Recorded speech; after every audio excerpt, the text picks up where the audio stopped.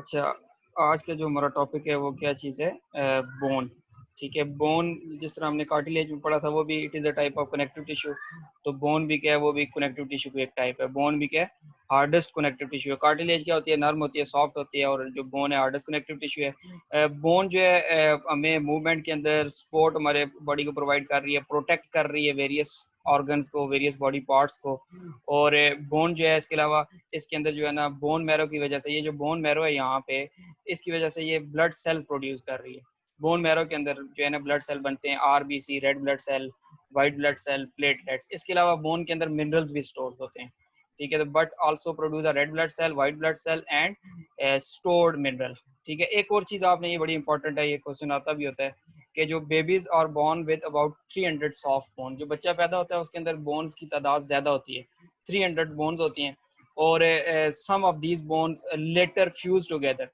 जिस तरह मैंने आपको लेक्चर में बताया था, पिछले लेक्चर में, कि 33 जो है ना वर्टिब्री होती हैं छोटे बच्चे के अंदर, और जैसे जैसे वो बड़ा होता जाता है तो वो क्या हो जाती हैं, फ्यूज होके 26 वर्टिब्री हो जाती हैं, 26। यानी वर्टिबल कॉलम के अंदर जो मोरे होते हैं वो बच्चों के अंदर 33 होते हैं, और बाद में वो फ्यूज होके 26 हो जाते हैं। तो यहाँ पे भी यही बता रहा है कि 300 जो है सॉफ्ट बोन्स होती हैं बच्चों के अंदर, और जैसे जैसे उनकी ग्रोथ होती जाती है तो वो आपस में फ्यूज होके वो क्या बना देते हैं, वो हमारे पास 206 जो है ना बोन्स रह जाएंगी। तो अगर आपसे कोई पूछता है मेच्योर बॉडी के अंदर, यानी मेच्योर पर्सन की बॉडी के अंदर कितनी बोन्स होती हैं, तो वो आपने क्या बताना है, 206। और जो बच्चों के अंदर होती हैं, बेबीज के अंदर, वो कितनी होंगी, 300, 300। बाज़ जगह पे 280 भी लिखा हुआ है, लेकिन आपने 300 याद करनी है। अच्छा, अब बोन का स्ट्रक्चर देखना है। बोन का हमने क्या देखना है, सिंपल सा स्ट्रक्चर देखेंगे। हार्ड आउटर पार्ट होता है, ये पार्ट जो आपको नजर आ रहा है ना, बाहर वाला ऐसा, ये बोन को अगर ले लेंगे तो बोन का आउटर पार्ट क्या होता है, कंपैक्ट बोन कहलाता है। ये यहाँ पे भी ये कंपैक्ट बोन है। और जो इनर होता है वो हमारे पास क्या चीज होता है, पोरस। ये आपको ना पोरस बोन, छोटे छोटे पोर्स होते हैं इसके अंदर। ठीक है, पोरस बोन्स होती है। बाकी इसके अंदर ना ये जो है ना, ये बोन मैरो होता है। ठीक है, जो सेंटर के अंदर बोन मैरो होता है वो येलो इनएक्टिव बोन मैरो होता है, और जो साइड्स पे होता है, ठीक है, जो या एंड्स पे होता है, वो बोन मैरो कौन सा, एक्टिव रेड बोन मैरो होता है। जैसे जैसे एज गुजरती जाती है ना, जैसे जैसे एज गुजरती जाएगी, तो उसमें आपने ये देखना है।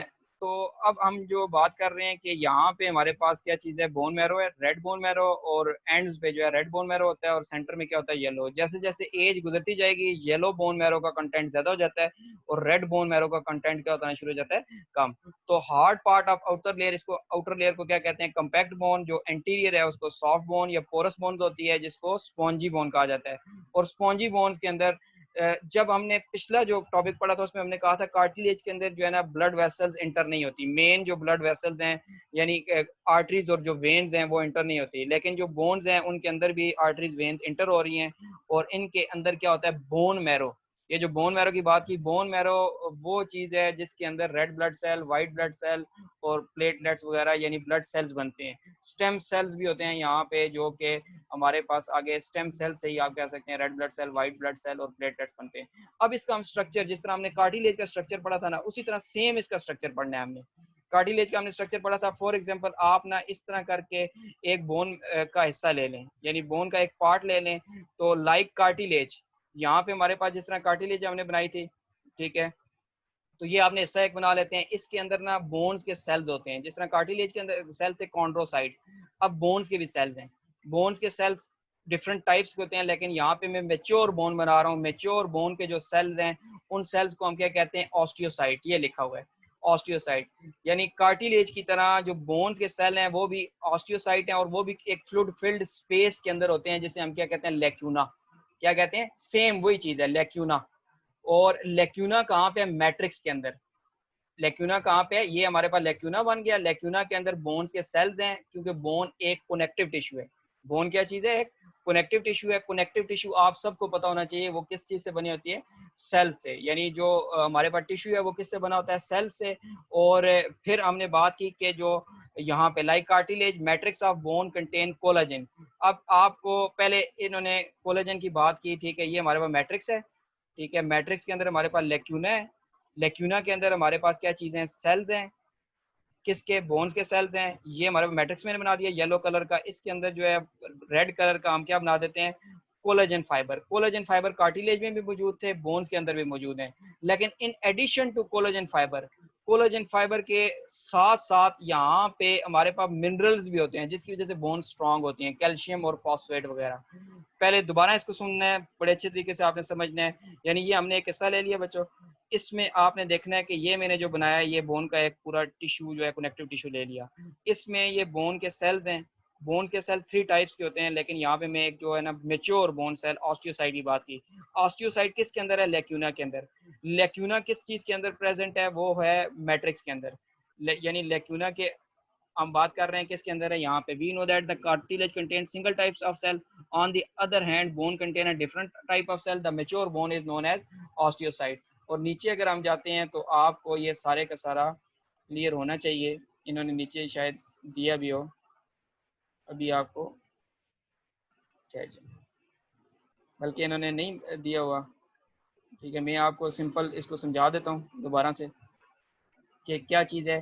कि लाइक कार्टिलेज, यानी cartilage matrix of bone contain collagen. जी हाँ, ये दिया हुआ matrix of bone contain collagen, यानी मैट्रिक्स के अंदर क्या चीज़ है? कोलेजन है।